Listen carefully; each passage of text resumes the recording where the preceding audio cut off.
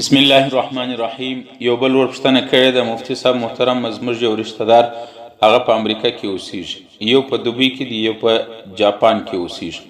اوس مفتي صاحب محترم د هغو قرباني پسه دلته د وکیل په ذریعه باندې موږ حلالوو.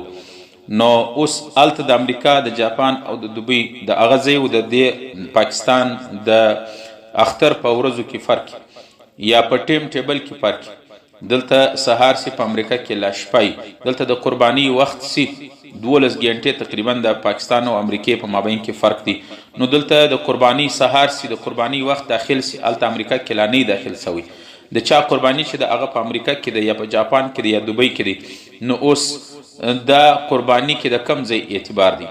محترم فقهاو لیکلي دي چې د قرباني کې د جانور اعتبار دی، چې د هغه حیوان په کم ځای کې وي د هغه ځای اعتبار دی. د قرباني کولو والا سړی اعتبار نه دی، د هغه د مکان اعتبار نه دی.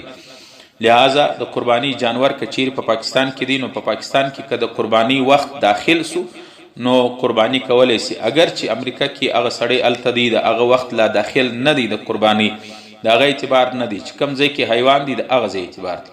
لیکن علما فقها احتیاطاً دا هم لیکلي دي چې په کار دی چې قرباني په هغه ورځ باندې وکړي چې په کومه ورځ باندې د پاکستان امریکای یا د پاکستان جاپان یا د پاکستان او د دوبۍ چې په کومه ورځ باندې اختر وي، په هغه ورځ که چیرې د دوبۍ والا یو ورځ مخکې اختر سي، د پاکستان بعد کې اختر سي، نو په دا بله ورځ باندې په کار دی چې قرباني وسي، چې په هغه ورځ چې د دواړو اختر ورځې ایام د قرباني او د قرباني د پسه حلالولو دا 3 ورځې دي، 10 11 12 د ذوالحجې.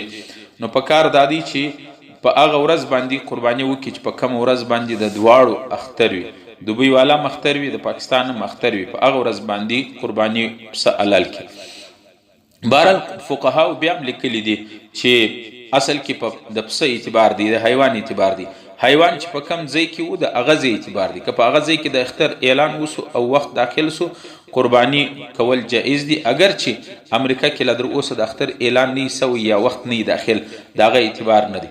فقهاو لیکلي دي چې ان رجل اذا كان في مصر واهله في مصر اخر فكتب اليهم ليزحوا عنه فانه يعتبر مكان التضحيه فينبغي ان يزحوا عنه بعد فراغ الامام من صلاته في المصر الذي يزحي عنه فيه. علمگیری دغه رقم هغه بحر رایق او نور کتابو کې لیکل دي. والمعتبر في ذلك اي وقت الاضحيه مكان الاضحيه حتى لو كانت في السواد والمضحي في المصر يجوز كما انشق الفجر وفي العكس لا يجوز الا بعد الصلاه لان وقتها من طلوع الفجر. نو په دې وجه باندې فقهاو ټول لیکلي دي چې په قرباني کې د حیوان چې کم ځای موجود دی د هغه ځای د ټیم ټیبل د نظام الاوقات د هغه ځای د اختر معتبر دی. امریکای والا که څه هم در اوسه د دې وخت نه داخل، لیکن د قرباني پسه چې په کم ځای کې دی پاکستان کې دی، که دلته د اختر اعلان وسو ادګال منځ وسو، د هغه بعد قرباني حلالولی سي، څه مشکل په دې کې نشته. خو افضل علما دغه لیکي چې په هغه ورځ باید حلال سي چې د دواړو د اختر ورځ د دواړو ټیم داخل وي. افضل عمل دا دی.